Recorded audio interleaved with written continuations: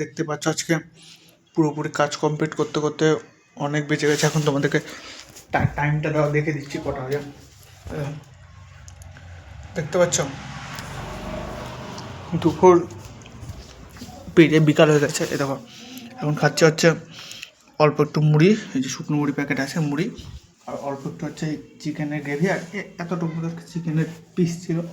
দেখো দেখে দিচ্ছি এখন। দেখো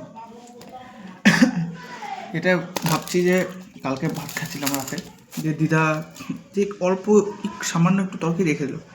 কী রাখলাম, যে একটু তরকারি রেখে দিলাম। আমি বললাম যে নিজে না খেয়ে রেখে দিলা, খাও, এটা ওটা অনেক কিছু বললাম। দিয়ে দেখছি রেখে দিল।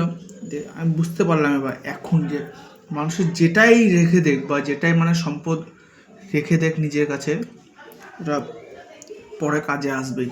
যে এখন এটা রেখেছে বলে আমি খেতে পারি। 4-5টা বাজতে চললাম, আমি এখনো বাড়িতে যেতে পারিনি। আজকে যদি এটা না থাকতো, আমি একবার এমনকি দেখো এখানে হাত ধুয়ে এখান থেকে থালা নিয়ে বসেও গেছি খাওয়া বলে, এই গ্রেভিটা দিয়ে ভাত, দেখছি ভাত না, মানে কেমনই লাগছে যে না এখন খাওয়ার এত খিদা পেয়ে গেছে, এখানে বসেও দেখছি যে ভাত নেই। ঠিক আছে, হ্যাঁ বাড়িতে গেলে হয়তো ভাত খেতে পারতাম, আর কি বলবো।